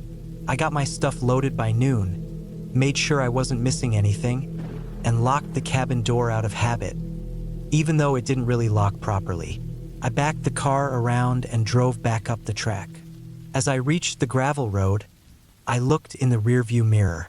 There was someone standing just inside the tree line. Bore chest. Pale. No shirt. Just standing there. No movement, no chase. Just still. Watching. I didn't stop. I didn't even call anyone when I got back to Manchester. What could I say? That someone was creeping around an abandoned cabin? It wasn't a crime. No one hurt me. Nothing was stolen. I told Dean I left early because I didn't feel great. That was true in its own way. But what stayed with me isn't the footsteps, or the tapping, or the person in the woods. It's the thought that they might have been watching me the whole time. From the first day. From the trees. Maybe they knew someone would come eventually. Maybe they didn't want to hurt me. Maybe they just liked the company. Or maybe they were just waiting for the right night. I'll never go back to that area again. I haven't camped alone since. I still check the locks twice at night. And I haven't left a window open while I sleep in almost 8 years.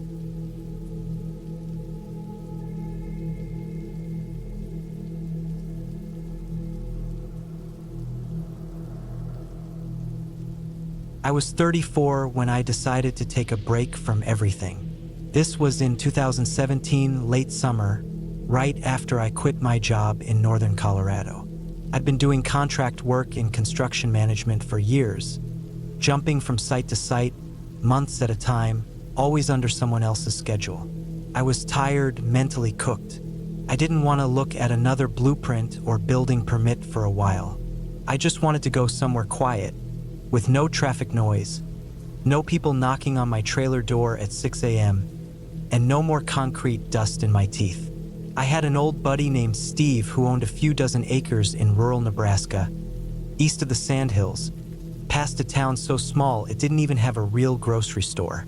I hadn't seen Steve in over a decade, but we'd kept up online over the years.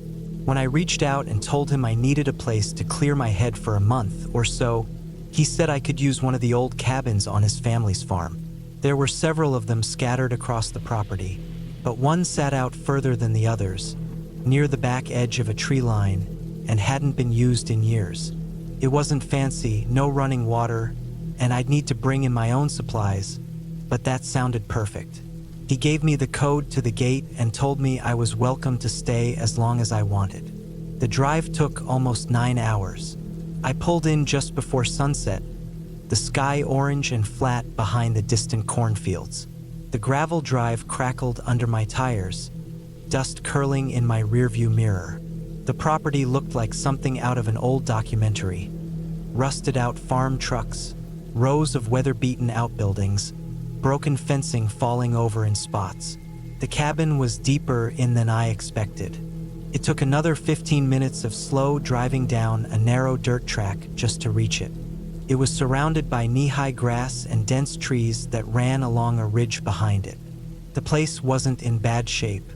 It had thick, untreated wood walls, a small front porch, and one window in front, one in back. Inside, there was a cot, an old steel sink that didn't work, a table, a couple of broken chairs, and not much else. I swept it out, unrolled my sleeping bag, set up my propane stove near the door, and got settled. I had brought a cooler full of food, a lantern, 2 5-gallon jugs of water, and a battery-powered radio. That first night, I cooked some beans and rice, then sat out on the porch in the dark, listening to the wind in the trees. The first few days were peaceful. I spent the mornings walking the edge of the fields, afternoons reading or working on a sketch pad I hadn't touched in years. The air was clean, the silence was real. No hum of traffic, no construction noise, not even planes overhead. I found myself sleeping deeper than I had in months. It was the kind of quiet that presses in on your ears. But by the 5th night, something started to feel off. Started small, just a sound I couldn't place. It was close to midnight, and I was sitting inside the cabin with my lantern turned low. That's when I heard what I thought was the sound of something brushing against the back wall. Not loud, just faint, like burlap dragging on wood. I paused and listened. Nothing else. I figured it was wind, maybe an animal moving through the trees. But the next night, it happened again. This time, I was lying in the cot, and I heard it from under the floorboards. Light shuffling, something moving directly beneath me. The cabin was raised on concrete blocks, and there was just enough space under it for small animals. I froze. The sound didn't last long, maybe 20 seconds, then silence again. I waited. Then I heard what sounded like slow, deliberate footsteps just outside the back wall. No crunching leaves, no twigs snapping, just the faintest press of weight on grass, like someone trying to walk without making a sound. I didn't move. I stayed there, eyes open in the dark, holding my breath. After what felt like an hour, I finally convinced myself it had to be a raccoon or something similar, maybe a deer nosing around. Still, I got up and set a makeshift alarm. A few tin cans strung together and hung from a nail by the back door. The next morning, I found them scattered across the porch. That shook me a little. The wire I'd used to string the cans was unhooked and tossed aside. I checked the ground around the cabin, but the grass was thick and dry, no clear prints. I didn't see any obvious signs of wildlife. I started walking the perimeter after that, checking the nearby trees, even walking up the ridge behind the cabin, but found nothing out of place. The following night was the worst. Started the same way, faint noises outside. But this time, around 3 a.m., I woke up to something that made my skin lock up like ice. A car door. I was sure of it. That solid, unmistakable clunk of a car door closing. Not slamming, closing. And it didn't come from the direction of the gate. It came from somewhere closer.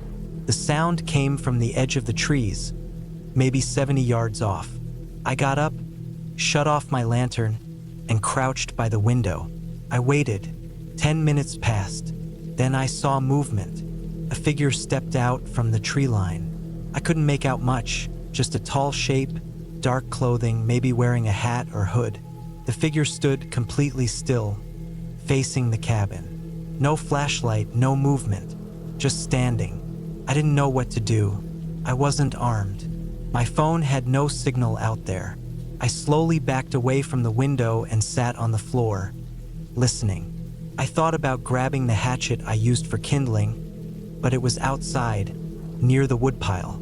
Another 10 minutes passed. Then I heard movement again. Slow steps in the grass. I held my breath. The sound circled the cabin once. Then silence. I didn't sleep the rest of the night. By sunrise, the figure was gone. That morning, I packed up everything as fast as I could. I didn't even cook. I tossed everything into the back of my truck, rolled up my sleeping bag, and got the hell out. I didn't check the trees.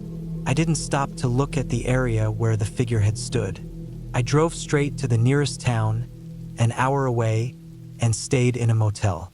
Later that afternoon, when I finally got a signal, I called Steve. I told him what happened, at least some of it. I didn't tell him about the figure watching me. I just said I'd heard someone on the property and felt unsafe.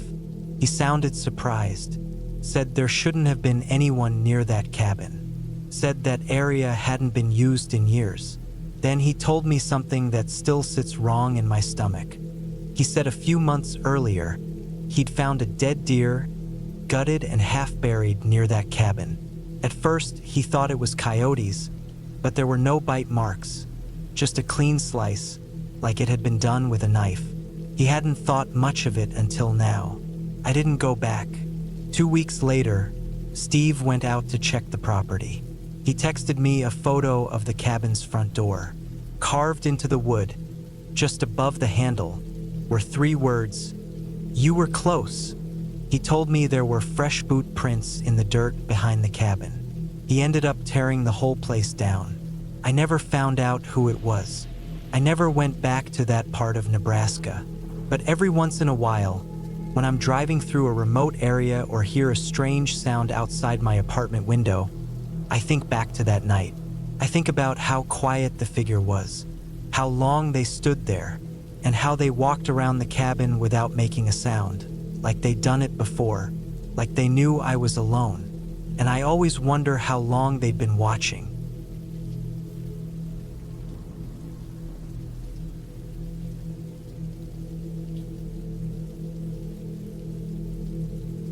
I was 32 when I took time off from my job and drove out to a quiet stretch of northern Arkansas, not far from the Missouri border. It was late October 2017. I had been looking for a place to get away for a few days, somewhere without reception, somewhere cheap and forgotten. I found a cabin listed on a local forum, the kind that didn't use big rental websites. An old man named Rick had posted it. The price was dirt cheap, $35 a night if I stayed for at least 3 nights. The listing said the cabin sat on family land that was no longer being used for anything other than hunting, solitude, and quiet thinking. I didn't care much for hunting, but I liked solitude and quiet thinking. The pictures showed a 1-room wood cabin with a tin roof and a rusted chimney pipe.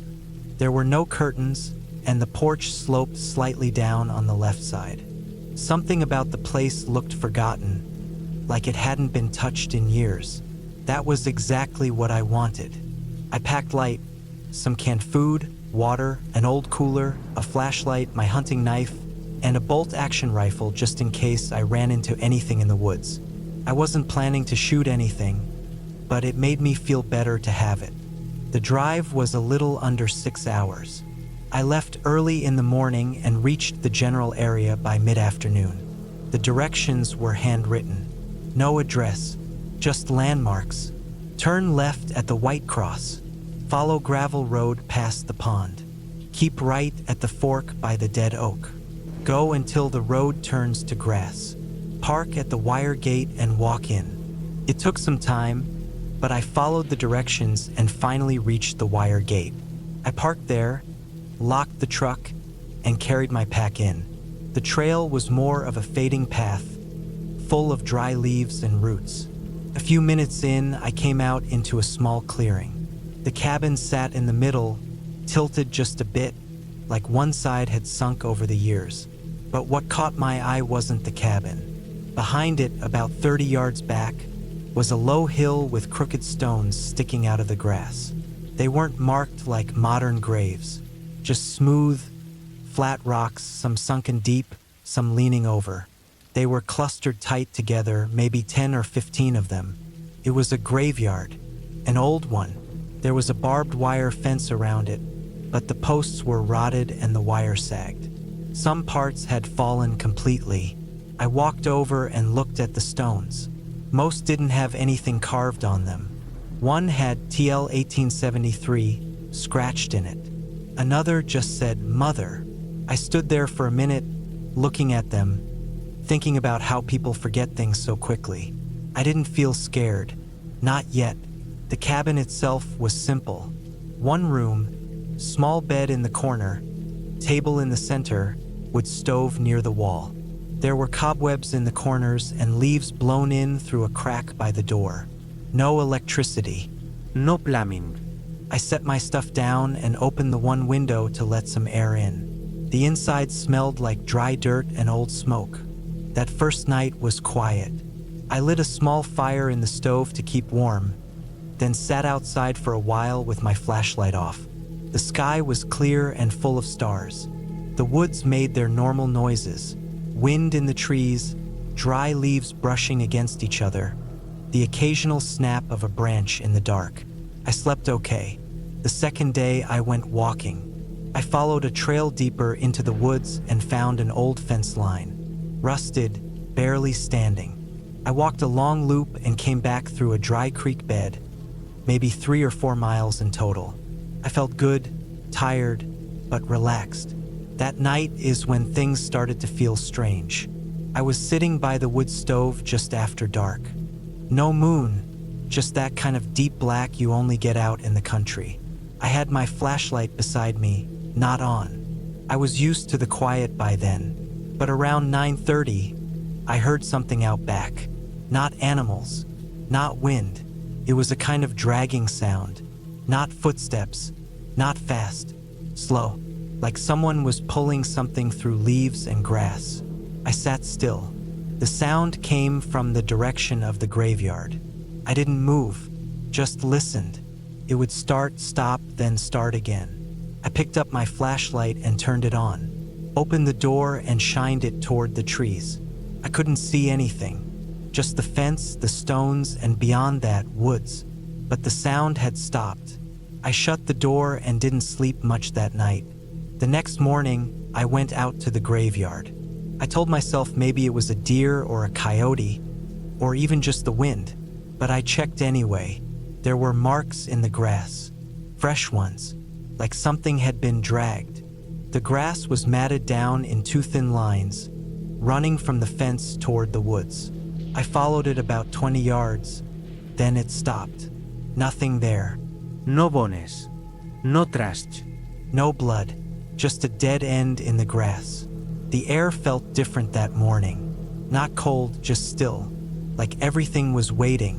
I spent most of the day sitting on the porch with my rifle beside me. I didn't go for a walk. I didn't even eat much, just watched the trees. Nothing moved. That night, I didn't light a fire. I didn't want to be seen. I sat inside with the flashlight off, just the rifle across my lap. Around 10, I heard it again. This time, it was footsteps, light, barely there. Someone walking slow on dry leaves. They stopped and started like the night before, but this time they came closer. My hand gripped the rifle tighter. I didn't move, just stared toward the door, toward the window. My heart was pounding. Then I heard it. A soft, almost silent knock. Not on the door, on the window, just one. A single knock. I jumped up and turned on the flashlight, pointed it toward the window, but nothing was there. I opened the door, shined it toward the graveyard, the trees. No one, nothing. I stayed up all night. I didn't sit down once. When the sun came up, I packed my bag. I didn't eat, didn't clean anything up. I just locked the door out of habit and walked back to the truck. Before I left, I took one more look back. From the trail, I could see the cabin and the graveyard behind it. And just for a second, I thought I saw someone standing among the stones. Not moving, just standing there. But when I blinked, they were gone. I got in the truck and drove out fast, back the way I came. When I reached service, I checked the listing. It was gone. I searched for the name Rick and the forum post. Nothing. I don't know who used to live there. I don't know if that land was ever meant to be rented. But I haven't been able to find it again. I've looked on maps, satellite images, forums. It's like it disappeared. All I know is that cabin was real. The graveyard was real. And whatever was out there that night, walking through the leaves, knocking on the window, it wasn't an animal. And it sure as hell wasn't a ghost. It was something real, something breathing, and I still think about it almost every night.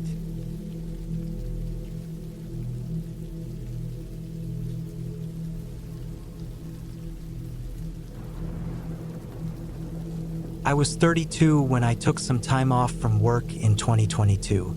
I had been in construction management for almost 10 years without a long break. I wasn't burned out, but my body was starting to show signs that I needed to slow down. Sore joints, tension in my back that wouldn't go away, waking up tired every morning. A buddy of mine had told me years ago about a quiet cabin he had stayed at deep in the South Pennines near Todmorden. It was owned by an old man who rarely rented it out anymore, but I managed to get in touch with him through a handwritten letter. A few weeks later, I got a short note back with an address and some directions. The place was isolated. No phone signal, no Wi-Fi. That was what I wanted. Just a few days with no emails, no people, no noise. The cabin was about 3 miles from the main road, down a narrow dirt track that cut through thick forest and up into the hills. I drove up from Bristol early in the morning, taking my time, stopping for fuel and supplies at a small town on the way. I reached the start of the dirt road by about 5 p.m., just before the sun dipped behind the hills. The track up to the cabin was rough. My car, an old Toyota Hilux, managed it but just barely. Tree branches scraped the sides of the vehicle, and the wheels bounced over sharp rocks. The kind of road where you hope not to meet anyone coming the other way because there's no room to pass. But I didn't see another car. I didn't see anything alive at all. Just trees on both sides, a few birds in the branches, and the smell of moss and wet soil. The cabin appeared at the end of the track. It sat on a small clearing surrounded by dense woods, slightly tilted on one side like the ground had sunk beneath it. It was older than I expected, probably built in the 1930s or earlier. The roof sagged a little. The windows were small and dirty. There was a short stone path leading to a rotting wooden door, and the whole thing gave off the smell of mildew and damp timber. But I liked it. It was quiet, remote, nothing fancy, just a place to be left alone. Inside, the layout was simple. A small sitting area with a stone fireplace. A basic kitchen with old metal cabinets and a propane stove. One bedroom with a lumpy mattress and a single wooden wardrobe. The bathroom was an outhouse about 20 feet out back. The cabin had no electricity, just a few old oil lamps and a big box of candles. I unpacked my bags, stacked my supplies in the kitchen, and lit a few candles. By the time I sat down on the sagging couch, the sun was nearly gone, and the trees outside had turned black. The first night was calm. I heard animals moving around in the brush, but that was to be expected. The wind pushed gently against the cabin, and now and then I heard the groan of old wood shifting. I kept a small flashlight beside me and read a paperback until my eyes got heavy. When I lay down in bed, the mattress springs creaked with every movement, but I managed to sleep through most of the night. The next morning, I woke up early and made coffee using my camping stove. I sat out front on the steps, watching the light push through the trees, feeling the cold stones under my feet. It felt like the kind of place no one had walked through in years. No planes o overhead. No traffic, not even the hum of power lines. That afternoon, I took a walk around the surrounding woods. There was no trail, so I picked a direction and walked slowly, marking trees with red string from my backpack so I wouldn't get turned around. I saw a fox dart between some bushes, a few rabbits, nothing out of the ordinary. When I came back to the cabin, the air felt colder than before, even though the sun was still up. That evening, I was chopping some wood from a half-rotted pile out back when I saw something strange. About 50 feet into the trees, there was a shape. At first, I thought it was a tree stump, but it moved. I stopped mid-swing and squinted at it. It was a person, a woman, standing still between the trees. I couldn't make out her face, just her outline, thin, with a long coat or dress that reached her boots. She didn't move, didn't raise a hand, just stood there. I waited, gripping the axe, my heart suddenly beating faster. I didn't know what to do. I didn't want to shout. I didn't want to approach. After a full minute, I turned and walked back into the cabin and locked the door behind me. I peeked through the side window. She was still there, still watching. I waited another few minutes, then looked again, and she was gone. That night, I didn't sleep. I sat on the edge of the bed with a knife in one hand and the flashlight in the other, my ears tuned to every sound outside. I kept checking the windows. Nothing. At around 3 a.m., I finally lay down. I never really slept, just closed my eyes for short stretches. The next morning, I walked the area where I had seen her. No footprints. No trail. The ground was soft, so she should have left something. But there was nothing. For the next 2 days, I tried to stay busy, chopping more wood, reading, cooking. But every hour, I checked the woods. I couldn't shake the feeling that she was still out there, watching. I didn't see her again until the last night. It was just after midnight. I was lying on the couch instead of the bed, trying to feel safer near the front door.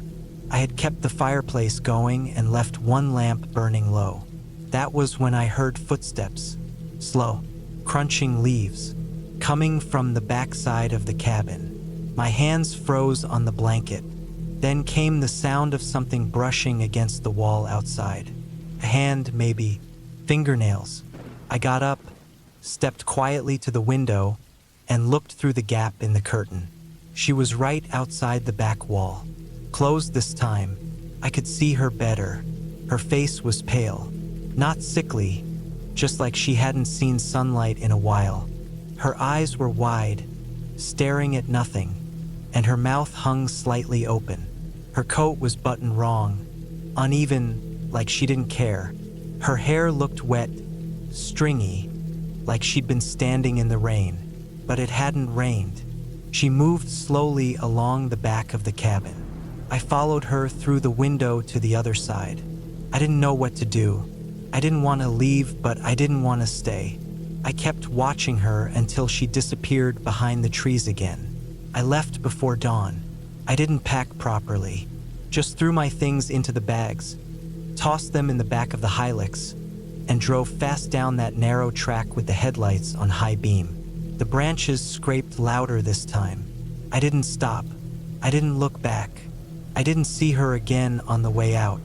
Back in Bristol, I told myself it could have been anything. A hiker, a local woman with mental health issues, someone lost. But deep down, I knew she wasn't lost. She knew exactly where she was. She had been watching the cabin long before I showed up. She didn't look confused. She looked like she belonged there more than I did. I tried asking around. Talked to a local shop owner a few weeks later who had family up in West Yorkshire. I didn't tell him everything, just said I saw someone strange in the woods. He went quiet for a bit, then said, "Asterisk. There's a reason folks don't go up there much. Asterisk, that was all he said. I never went back. Never contacted the old man who owned the place. I deleted his address. I never even drove north again. Now, every time I rent a place in the countryside, I check the woods first. If it feels too quiet, too still, I don't stay. I keep telling myself it was just some odd recluse, maybe someone squatting nearby, but part of me still thinks she wasn't just passing through. She had been waiting there, watching, for years, and I just happened to be the next one who stayed in that cabin.